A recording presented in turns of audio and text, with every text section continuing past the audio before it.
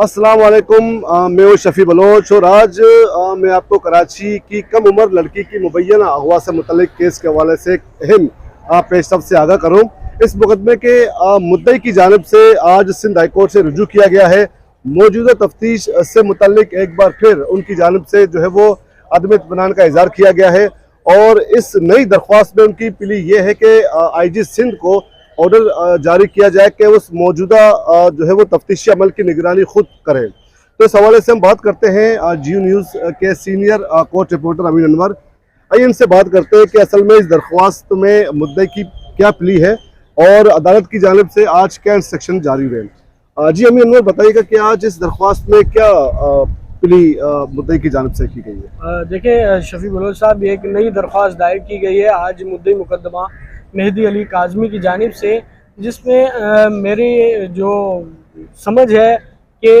जो मुद्दई मुकदमा है वो अभी भी जो इन्वेस्टिगेशन हो रही है उससे मुतमईन नहीं है और उन्होंने अपना जो मेन कंटेंशन जो अदालत में रखा है, जो उनके तहफ़्फ़ुज़ात हैं वो ये हैं कि इस केस की जो अल-फलाह थाने में जो FIR दर्ज हुई थी उसकी जो सुपरविज़न है वो एक DIG रैंक के जो अफसर है उससे कराई जाए ताकि इस मामले की शफाफ तहकीकात हो सके। पहला अहम नुक्ता उनकी जानिब से यही था कि DIG रैंक के अफसर से जो है वो इस तमाम मामले की जो है वो सुपरविज़न कराई जाए, जिस पर अदालत ने 18 अगस्त के लिए IG Sindh, additional IG, investigation officer, मुलजिम ज़हीर और शब्बीर को नोटिस जारी किए हैं 18 अगस्त के लिए। और दूसरा जो कंटेंशन है वो ये है कि केस के तफ्तीशी अफसर को हुक्म दिया जाए कि वो अब तक जितनी भी तहकीकात हुई हैं उस हवाले से एक प्रोग्रेस रिपोर्ट अदालत में जमा कराएं। और इसके साथ साथ ये कहा गया है कि तफ्तीशी अफसर को ये हिदायत दी जाए कि इन तमाम प्रोसेस में जो इन्वेस्टिगेशन हो रही है उसमें मुलजमान को कोई फ़ायदा जो है वो ना दिया जाए। और इसके साथ साथ मुलजमान की जानिब से जो मुद्दई मुकदमा है उनको भी हिरासत किए जाने के हवाले से ये इस्तदा की गई है कि जो भी AVCC CIA के अफसरान इस सहूलतकारी में मुलव्वस थे, मुलजमान को जो सहूलतकारी जो फैसिलिटेट किया गया है मुद्दई मुकदमा को हिरासत करने के हवाले से, उस पर उन अफसरान के ख़िलाफ़ भी एक इंक्वायरी उनके ख़िलाफ़ शुरू की जाए। और इसमें यह कहा गया है कि जब तक ये अदालत यानी कि सिंध हाई कोर्ट तफ्तीश से मुतमईन ना हो उस वक्त तक केस का जो ज़िम्नी चालान है वो भी जमा ना कराने की हिदायत की जाए। और इसके अलावा अदालत से ये भी इस्तदा की गई है कि केस में जो चाइल्ड मैरिज से मुतालिक SOPs हैं वो भी अदालत में जो है वो जमा कराए जाएँ। और उसके साथ साथ आपको पता है कि गुज़िश्ता रोज़ जो इस केस में मुलजिम है ज़हीर, उनकी जानिब से जुडिशल मजिस्ट्रेट शर्की की अदालत में एक दरख्वास्त दायर की गई थी जिसमें कहा गया था कि मगविया जो कि शेल्टर होम में इस वक्त रिहाइश पजीर हैं उनसे मुलाकात की इजाज़त दी जाए, जिस पर अदालत ने 13 अगस्त के लिए जो है वो मुलजिम ज़हीर की दरख्वास्त पर सरकारी वकील और शेल्टर होम दीगर को नोटिस जारी किए थे, जिसकी समाअत अभी कल होनी है। और इस हवाले से ये कहा गया है कि किसी को भी मगविया से मुलाकात की इजाज़त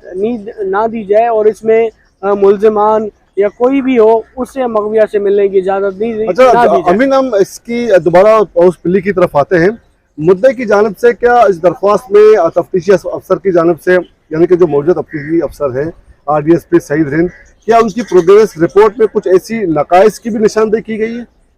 देखें, जो डॉक्यूमेंट्स हम तक पहुँचे हैं उससे तो बज़ाहिर, लेकिन आप अगर थोड़ा सा पीछे जाएँ तो दो अहम सेक्शंस जो इस हवाले से चाहते हैं, मेरा ख्याल में मुद्दई मुकदमा चाहते हैं कि इसमें जो तिब्बी मुआयने के हवाले से जो सेक्शन 375 सब सेक्शन 3 है, सब सेक्शन 5 है, उसका इतलाक वो चाहते हैं कि एक तो वो, और दूसरा इसमें अगवा की जो सेक्शन है, क्योंकि मगविया ने अपना 164 जो लाहौर की अदालत में रिकॉर्ड कराया था, उसके बाद एक दरख्वास्त यहाँ भी दी गई जिसमें अगवा की सेक्शन और ये दो अहम सेक्शन जो हैं वो हज़फ करने के खदशात हैं, क्योंकि प्रोग्रेस रिपोर्ट जो जमा कराई गई थी उसमें यही बताया गया था कि ये दो सेक्शन अगवा और सेक्शुअल रिलेशन से मुतालिक जो है वो इस्टेब्लिश नहीं हो रही है और उन्हें जो है वो हज़फ किया जा रहा है। तो लिहाजा मुद्दई मुकदमा की जानिब से यही कोशिश की जा रही है कि किसी तरह ये 2 सेक्शन जो है इस केस में इंसर्ट कराए जाएं और जो सप्लीमेंट्री चालान जमा होना है 13 अगस्त कल का टाइम है तफ्तीशी अफसर की जानिब से, और हमारी इत्तलात के मुताबिक इन्वेस्टिगेशन ऑफिसर ने केस का जो ज़िमनी चालान है वो तैयार करके स्कूटनी के लिए प्रोसिक्यूशन डिपार्टमेंट में जमा करा दिया है। ताहम मुझे लगता है कि ये जो कंप्लेनेंट हैं उनके यही खदशात हैं कि अगवा और सेक्सुअल रिलेशन से मुतालिक ये 2 सेक्शन है इसमें ऐड होनी चाहिए, इस हवाले से तमाम तगदो की जा रही है। अच्छा, आपको नहीं लगता कि अब इस मुकदमे कुछ ये मामला तूल पकड़ता जा रहा है, क्योंकि ट्रायल कोर्ट के अलावा में मेन मुकदमे के अलावा भी मुलजिम की जानिब से एक तो दरख्वास्त वहाँ लगी हुई, 2 दरख्वास्तें ये हो गई, फिर हाई कोर्ट से रब्ता किया गया, तो ये मामला कहाँ तक पहुँचेगा? ट्रायल कोर्ट के अलावा फिर हाई कोर्ट में दोबारा से तफ्तीश के हवाले से फिर दरख्वास्त का आना, तो क्या ये सारा प्रोसीजर मेन मुकदमे पर ही कुछ असरअंदाज होगा? बिल्कुल, मेन केस अभी तो शुरू ही नहीं हुआ। आपको पता है कि मेन केस तब शुरू होता है जब केस का बाकायदा तौर पर चालान जमा करा दिया जाता है, जिसे सेक्शन 173 की रिपोर्ट 173 की रिपोर्ट जब अदालत में आती है जिसे चालान कहा जाता है, और